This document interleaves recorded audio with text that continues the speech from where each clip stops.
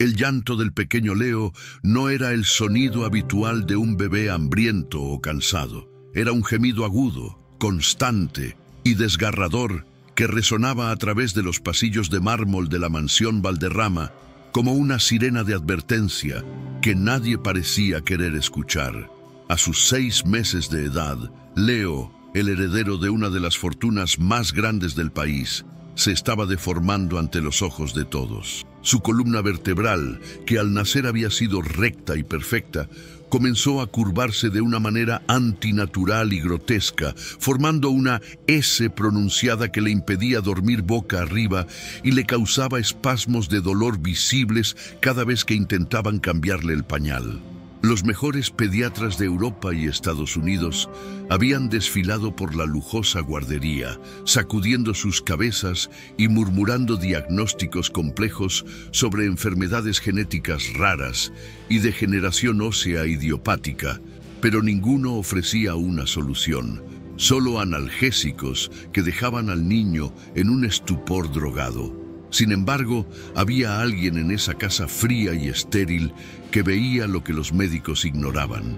Adalia, la empleada doméstica que llevaba 30 años sirviendo a la familia y que ahora cuidaba de Leo con una devoción casi maternal, notaba detalles que escapaban a la ciencia médica. Veía cómo el bebé dejaba de llorar instantáneamente cuando lo sacaban de su cuna de oro macizo.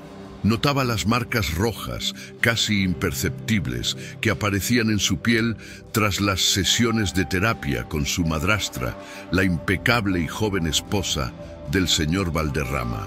Adalia sabía que los huesos no se tuercen solos por arte de magia en cuestión de semanas. Su instinto le gritaba que aquello no era una enfermedad, sino una tortura lenta y meticulosa.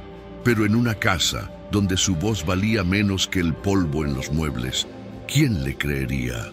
La respuesta llegó una noche de tormenta, cuando Adalia, desobedeciendo las órdenes estrictas de no entrar al cuarto del bebé después de medianoche, descubrió el origen del horror.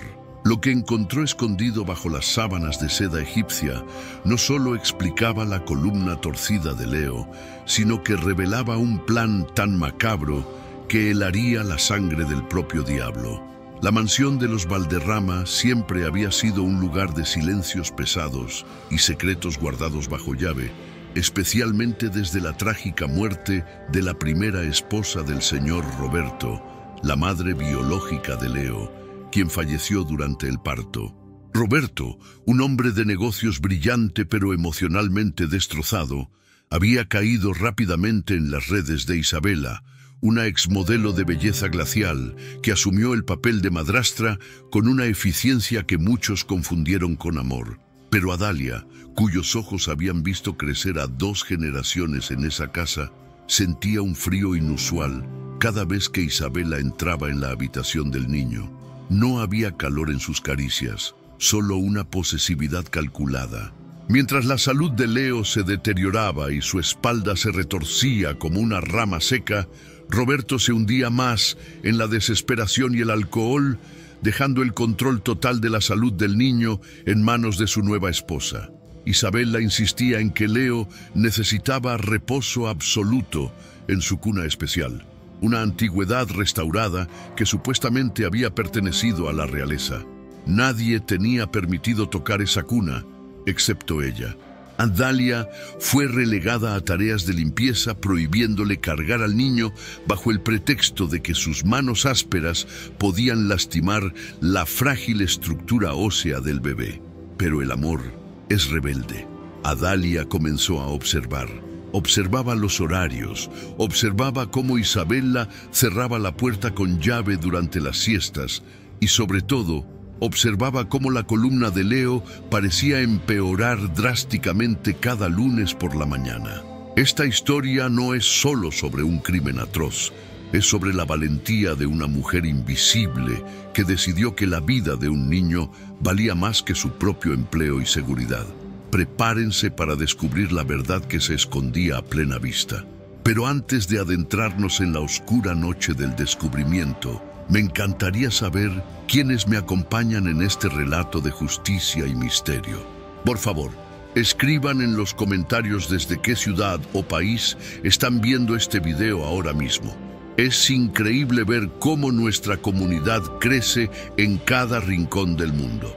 Ahora, respiren profundo, porque Adalia está a punto de girar el picaporte de la puerta prohibida. La lluvia golpeaba violentamente contra los ventanales de doble vidrio de la guardería, creando una atmósfera de aislamiento casi submarino. Adalia estaba parada en el pasillo, con el corazón martillándole contra las costillas, sosteniendo un cesto de ropa sucia como única excusa si alguien la descubría. Eran las 3 de la mañana. Según las reglas impuestas por Isabela, nadie, absolutamente nadie, podía perturbar el sueño del pequeño ángel entre la medianoche y las 6 de la mañana. Isabela alegaba que el niño necesitaba un ciclo de sueño ininterrumpido para que los medicamentos hicieran efecto. Pero Adalia sabía que eso era mentira. Había escuchado a través del monitor de bebé que extrañamente siempre se apagaba o tenía interferencia a esas horas.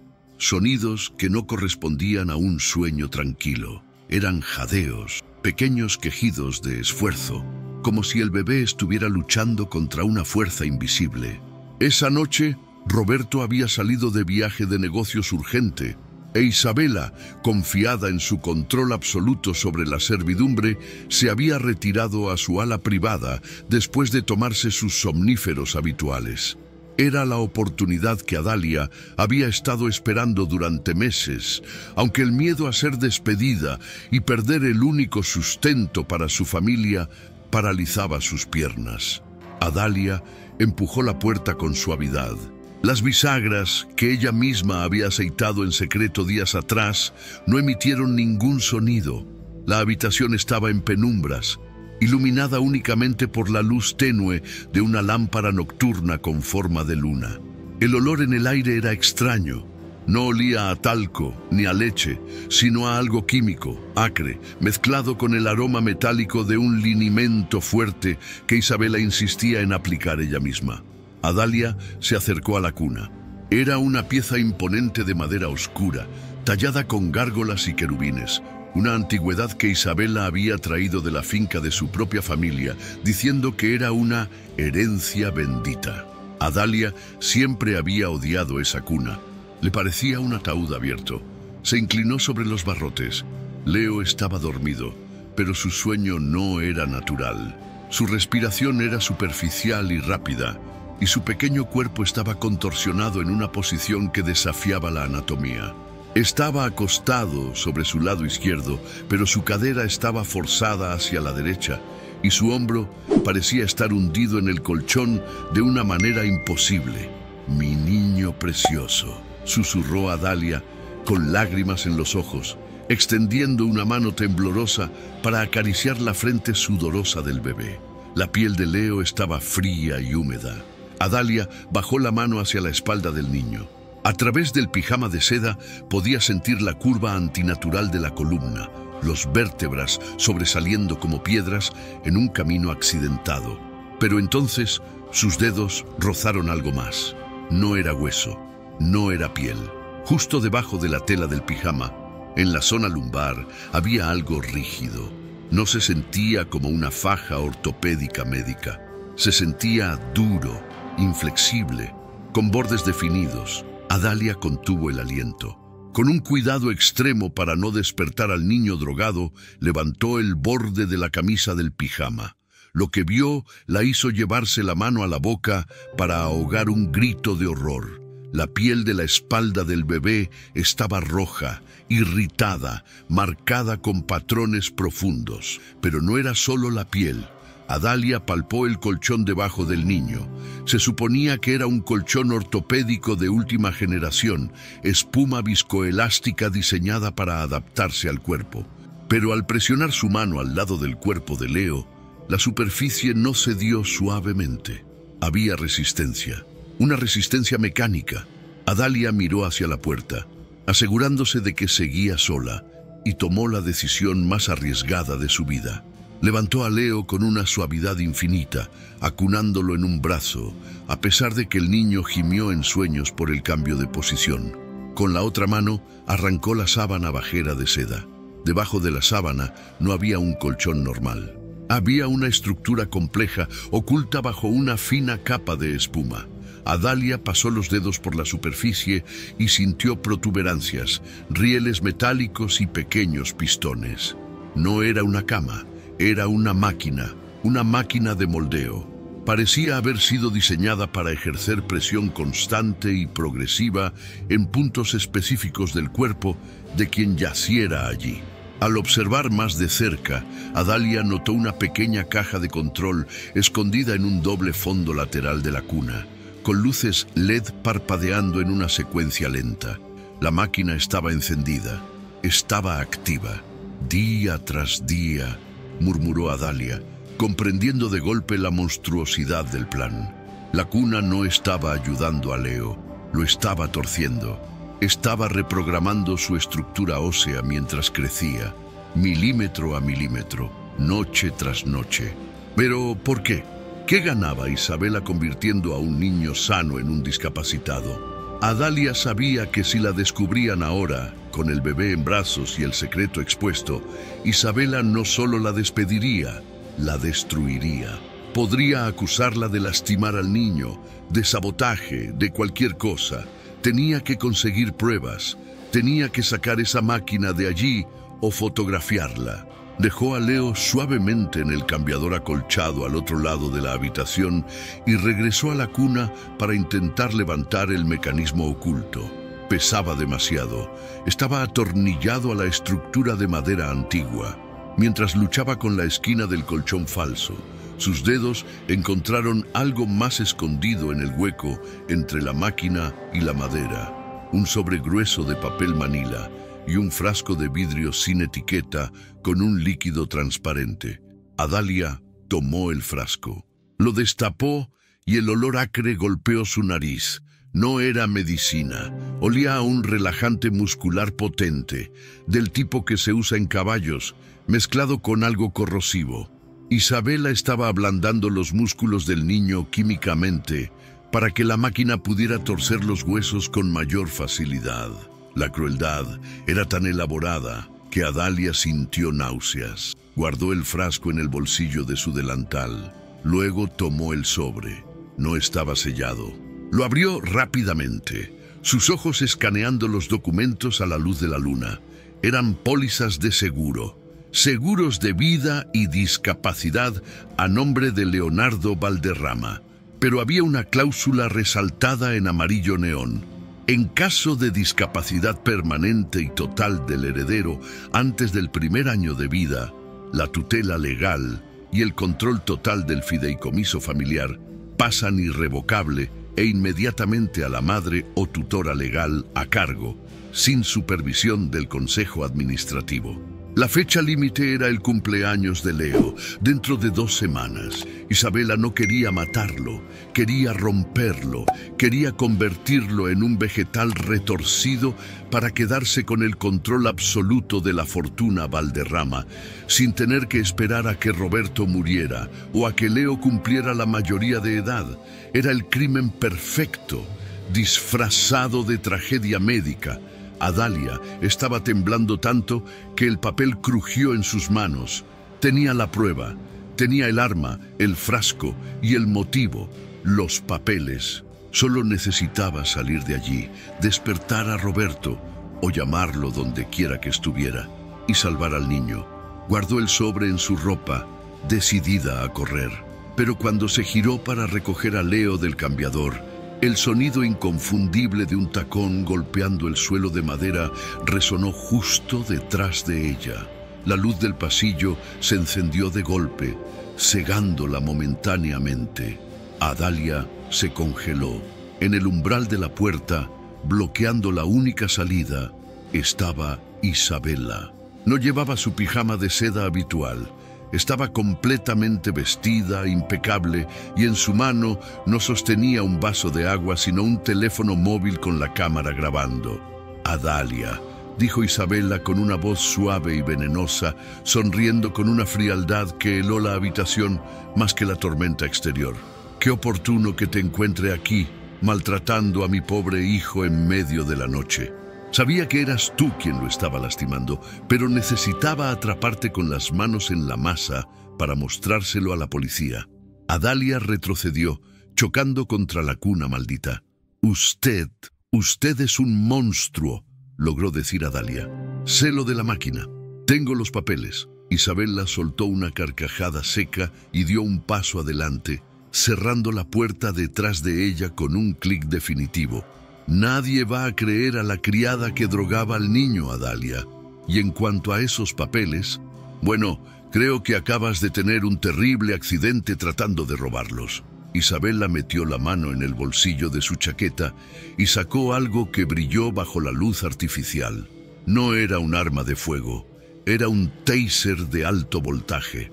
El zumbido eléctrico del taser llenó el silencio de la habitación como el siseo de una serpiente furiosa. Isabela avanzaba paso a paso, acorralando a Adalia contra la cuna maldita, con una sonrisa triunfal que contrastaba con la maldad en sus ojos. Dámelo, Adalia. Dame al niño y los papeles, y tal vez le diga a la policía que fue un brote psicótico y no un intento de asesinato premeditado.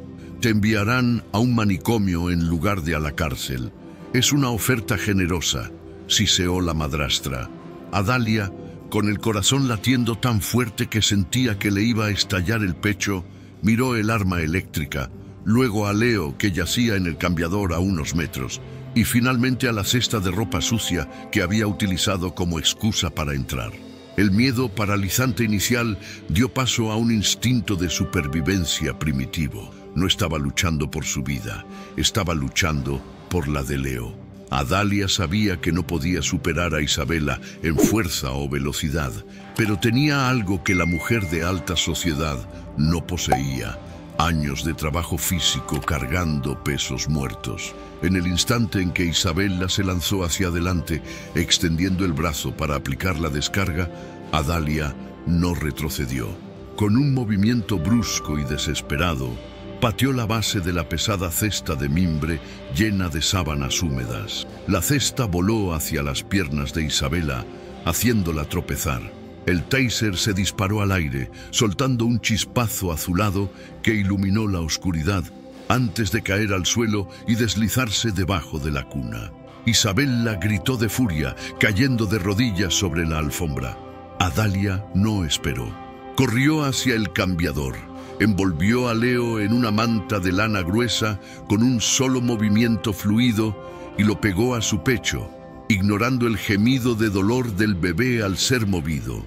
Con los documentos del seguro y el frasco de veneno quemándole contra la piel bajo su delantal, Adalia salió disparada hacia la puerta, giró el seguro y se lanzó al pasillo oscuro. ¡Seguridad! ¡Intrusa! ¡La criada tiene a mi hijo! Los gritos de Isabela resonaron a sus espaldas, agudos y aterradores, activando el caos en la mansión dormida. Adalia corría descalza para no hacer ruido, pero sabía que el sigilo ya no era una opción. La casa, que antes parecía un palacio, ahora era un laberinto hostil. Las luces de emergencia del pasillo se encendieron automáticamente al detectar el movimiento frenético, bañando todo en un resplandor ámbar fantasmal. Adalia escuchó las botas pesadas de los guardias de seguridad privada subiendo por la escalera principal. Eran hombres contratados por Isabela, exmilitares leales al dinero, no a la justicia. Si la atrapaban, Leo volvería a la máquina de tortura y ella desaparecería para siempre. Adalia giró bruscamente hacia el ala oeste, hacia la escalera de servicio que los empleados usaban para no ser vistos. Bajó los escalones de dos en dos, rezando para no tropezar y caer con el frasco de veneno en su bolsillo, lo que sería fatal para ambos. Al llegar a la planta baja, su objetivo era la puerta principal, pero a través de los ventanales vio las luces de las linternas de los guardias patrullando el jardín bajo la tormenta. Estaba rodeada. La salida principal era una trampa mortal. Adalia se detuvo en la cocina, jadeando, tratando de calmar a Leo, que había comenzado a llorar débilmente.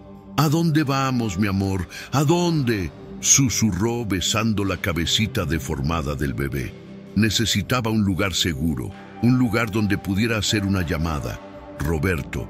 Tenía que llamar al señor Roberto, pero su propio teléfono estaba en su habitación, en el edificio de servicio al otro lado del jardín, un trayecto imposible bajo la vigilancia actual. Entonces recordó el despacho del señor Roberto. Era su santuario. Tenía una puerta reforzada de roble macizo, una línea telefónica segura y, lo más importante, Roberto guardaba una pistola en el cajón de su escritorio. Adalia odiaba las armas, pero odiaba más la idea de entregar a Leo a su verdugo. Se deslizó por el pasillo de servicio, esquivando a un guardia que pasó corriendo hacia las escaleras principales siguiendo los gritos de Isabela. Adalia llegó a la puerta del despacho y, gracias a los años de limpiar esa habitación, sabía exactamente dónde Roberto escondía la llave de repuesto, encima del marco de la puerta, en una pequeña moldura decorativa. Sus dedos temblorosos encontraron el metal frío. Abrió la puerta, entró y cerró con llave justo cuando escuchó la voz de Isabela en el piso de abajo. «Bloqueen las salidas. Quiero a esa mujer viva o muerta, pero traigan a mi hijo ileso», ordenaba Isabela, su voz destilando veneno puro. Adalia encendió la lámpara de escritorio y colocó a Leo en el sofá de cuero. Corrió al teléfono fijo, descolgó y marcó el número privado de Roberto. El tono de llamada sonó 1, 2, 3 veces, y luego el sonido de línea muerta. Adalia miró el aparato con horror. La línea había sido cortada desde la centralita de la casa. Isabela había aislado la mansión. «Maldita sea», sollozó Adalia. Buscó en los cajones. Encontró el revólver pesado y frío. Lo puso sobre el escritorio sintiéndose torpe y peligrosa. Luego, sus ojos se posaron en la computadora de Roberto. Estaba en modo de suspensión. Adalia tocó el teclado y la pantalla cobró vida, pidiendo una contraseña. Adalia conocía la contraseña. La había visto 1000 veces escrita en un post-it que Roberto pegaba debajo de la lámpara, a pesar de las advertencias de seguridad, porque siempre la olvidaba. Escribió Leo 2023. El sistema se abrió. Adalia no buscó ayuda externa, buscó las cámaras de seguridad. Si podía conseguir el video de Isabela entrando a la guardería con el taser, tendría una prueba irrefutable para mostrarle a la policía cuando llegaran, antes de que Isabela pudiera contar su versión falsa. Abrió el programa de vigilancia. Las pantallas mostraron la casa en caos, guardias corriendo, Isabela gritando en la cocina. Pero entonces, Adalia vio algo en la cámara del garaje subterráneo que hizo que su sangre se congelara por completo. En la pantalla número 4 se veía el coche de Roberto, el Mercedes negro con el que supuestamente había salido de viaje esa tarde. El coche estaba allí, aparcado en una esquina oscura del garaje. El maletero estaba entreabierto. Y sobresaliendo del maletero, visible solo por el ángulo de la cámara, había una mano con un reloj de oro que Adalia había limpiado esa misma mañana. Roberto no se había ido de viaje. Roberto nunca había salido de la casa. Adalia se tapó la boca para no gritar. Isabela no solo estaba torturando al niño, había eliminado al padre. Todo era una trampa. Roberto probablemente estaba muerto o moribundo en ese maletero, y Adalia estaba sola en la casa con la asesina y un ejército privado. De repente, la manija de la puerta del despacho giró violentamente. Alguien intentaba entrar. «Sé que estás ahí, Adalia». La voz de Isabela llegó amortiguada a través de la madera gruesa. «El sistema de seguridad me muestra qué puertas se han abierto. No tienes salida. Abre ahora y te prometo una muerte rápida». Adalia miró al bebé, luego al revólver en el escritorio y finalmente a la pantalla que mostraba el coche en el garaje. Si Roberto estaba vivo, era la única esperanza. pero para llegar al garaje tenía que atravesar a los guardias. Entonces se fue la luz. Isabela había cortado la electricidad del despacho. La habitación quedó sumida en la oscuridad total, excepto por el brillo fantasmal del monitor de la computadora que funcionaba con batería auxiliar. «Voy a entrar, Adalia», canturreó Isabela. Adalia escuchó el sonido metálico de una llave maestra entrando en la cerradura. Adalia agarró el revólver con una mano y a Leo con la otra. No podía quedarse allí. Miró hacia la ventana del despacho. Daba al jardín trasero, justo encima de los arbustos de hortensias. Era una caída de 3 metros bajo la lluvia torrencial. La cerradura hizo clic. La puerta comenzó a abrirse lentamente. Adalia no esperó a ver la silueta de Isabela. Con una fuerza nacida de la desesperación, lanzó una silla pesada contra el ventanal. El vidrio estalló con un estruendo ensordecedor que se mezcló con los truenos de la tormenta. Sin pensarlo 2 veces, saltó hacia la oscuridad lluviosa, abrazando al niño contra su pecho, rezando para que la caída no los matara a ambos, mientras un disparo sonaba detrás de ella, astillando el marco de la ventana por donde acababa de escapar. El impacto contra los arbustos de hortensias no fue suave, pero las ramas y el barro empapado por la tormenta amortiguaron lo suficiente la caída para evitar huesos rotos. Adalia rodó por la tierra mojada, protegiendo la cabeza de Leo con su propio cuerpo, sintiendo cómo las espinas rasgaban su piel y el frío del lodo penetraba su ropa. El bebé soltó un llanto ahogado, pero estaba vivo. Adalia no se permitió ni un segundo para comprobar sus propias heridas. El disparo que había astillado la ventana resonaba en sus oídos como una sentencia de muerte. Sabía que Isabela bajaría en cualquier momento para rematarlos. Cojeando, con el tobillo palpitando de dolor y el revólver de Roberto pesándole en el bolsillo del delantal, Adalia corrió hacia la entrada lateral del garaje subterráneo, guiada por la imagen de pesadilla que había visto en el monitor. La mano de Roberto colgando del maletero. No podía huir y dejarlo morir. Él era la única persona que podía detener la locura de Isabela legalmente, si es que aún respiraba. Entró al garaje jadeando, empapada y temblando. El olor a gasolina y neumáticos fríos llenaba el aire. Allí estaba el Mercedes negro, aparcado en las sombras como un ataúd metálico. Adalia se acercó al maletero entreabierto y lo levantó con el corazón en la garganta. Roberto yacía allí, en posición fetal, con las manos atadas con bridas de plástico y la boca amordazada con cinta adhesiva. Su piel estaba grisácea, sus ojos cerrados. Adalia le dio una palmada en la mejilla, desesperada. «Señor Roberto, despierte, por favor», susurró. Roberto gimió. Sus párpados parpadearon pesadamente. Estaba drogado, probablemente con la misma mezcla química que Isabela usaba en el niño. Al ver a Adalia y al bebé en sus brazos, sus ojos se abrieron con una mezcla de confusión y terror, intentando enfocar. Adalia dejó a Leo en el asiento trasero del coche, asegurándolo rápidamente, y buscó en los bolsillos de Roberto las llaves del vehículo. Sus dedos encontraron el llavero justo cuando el sonido metálico de la puerta del garaje, cerrándose detrás de ella, resonó como un disparo. ¡Qué escena tan conmovedora! La voz de Isabela rebotó en las paredes de hormigón. La madrastra bajaba la rampa de acceso caminando con una calma depredadora, ignorando la lluvia que había arruinado su peinado.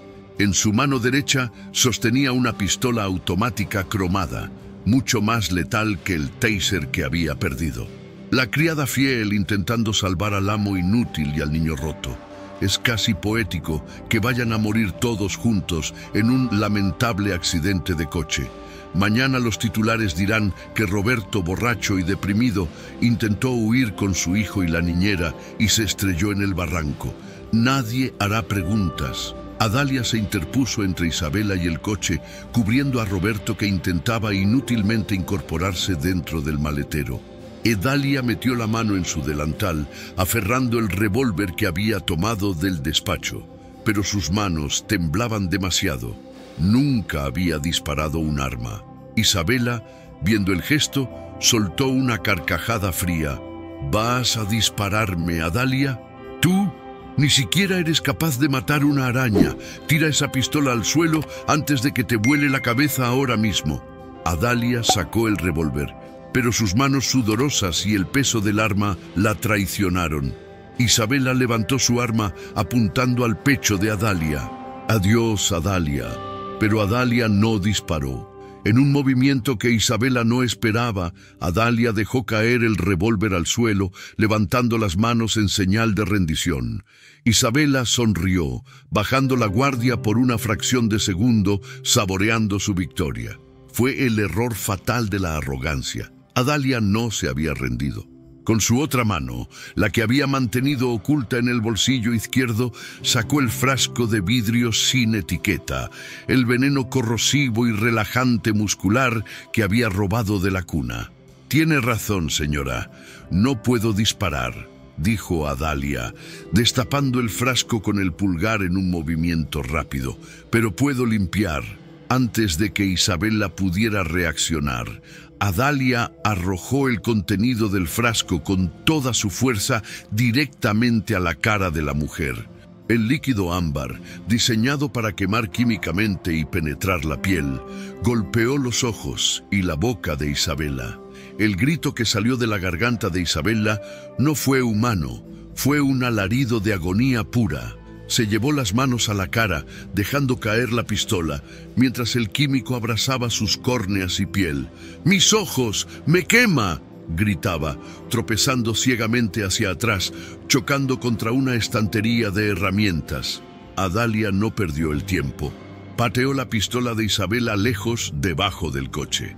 Luego, corrió hacia el asiento del conductor del Mercedes, metió la llave y presionó el botón de pánico del sistema de seguridad del vehículo. La alarma del coche estalló en un aullido ensordecedor, luces y sirena retumbando en el espacio cerrado, diseñado para alertar a la compañía de seguridad privada externa y a la policía local, saltándose los protocolos internos de la casa que Isabela controlaba. Roberto, luchando contra la droga, logró salir del maletero y caer al suelo. Adalia corrió a ayudarlo, arrastrándolo hacia la seguridad del asiento del copiloto, mientras Isabela, ciega y gritando maldiciones, disparaba al aire con una segunda arma pequeña que sacó de su tobillo, las balas rebotando inofensivamente en el techo del garaje. Minutos después, las sirenas azules y rojas de la policía inundaron la entrada de la mansión. Los guardias privados de Isabela, al ver llegar a la fuerza policial real, depusieron las armas inmediatamente, sabiendo que su paga no cubría enfrentarse a la ley. La policía encontró a Isabela en el garaje, retorciéndose de dolor, ciega y derrotada, mientras Adalia sostenía a Leo en el asiento trasero del coche blindado, cantándole una nana para calmar su llanto. 6 meses después, el jardín de la mansión Valderrama estaba lleno de luz. Ya no era un lugar sombrío. Roberto, recuperado física y mentalmente, aunque con una nueva cicatriz emocional que tardaría en sanar, empujaba un cochecito por el sendero de rosas. Dentro del cochecito, Leo reía. Ya no lloraba de dolor. Después de la detención de Isabela, quien ahora esperaba juicio en una prisión de máxima seguridad, enfrentando cargos por intento de homicidio triple, tortura infantil y fraude, Leo fue sometido a una cirugía correctiva innovadora. Al retirar la presión mecánica constante de la máquina infernal y suspender los químicos tóxicos, sus huesos, jóvenes y flexibles, habían respondido milagrosamente. Llevaba un pequeño corsé ortopédico, pero los médicos aseguraban que con el tiempo correría y jugaría como cualquier otro niño. Su columna se estaba enderezando día tras día, buscando la luz como una planta liberada de una piedra. Roberto se detuvo frente a la terraza donde Adalia estaba sentada, leyendo un libro bajo la sombra. Ya no llevaba el uniforme de empleada doméstica. Llevaba un vestido elegante y colorido. Roberto se sentó a su lado y tomó su mano, un gesto que rompía todas las barreras de clase que antes los separaban. «Los abogados trajeron los papeles finales hoy», dijo Roberto, mirando a su hijo jugar con un sonajero. «Isabela ha perdido todo y el juez ha aprobado la adopción simbólica. Legalmente eres la tutora designada de Leo si algo me pasara. Pero quiero ir más allá, Adalia». Adalia lo miró, sus ojos oscuros llenos de paz. «Más allá, señor Roberto, por favor, llámame Roberto. Me salvaste la vida, salvaste a mi hijo. Esta casa era un mausoleo frío hasta que tú rompiste las ventanas para dejarnos respirar». Roberto sacó una pequeña caja de terciopelo. No era un anillo de compromiso, era algo más significativo para ese momento. Era una llave de oro, la llave maestra de la propiedad. «Quiero que seas la gerente de la Fundación Valderrama. Vamos a crear centros de ayuda para niños con discapacidades y víctimas de abuso doméstico. Quiero que uses tu fuerza para ayudar a otros. Ya no trabajarás para mí, Adalia. Trabajaremos juntos». Adalia tomó la llave, miró hacia el jardín donde Leo intentaba sentarse por sí mismo, su pequeña espalda ganando fuerza. Recordó la noche de la tormenta, el miedo, el salto al vacío. Todo había valido la pena.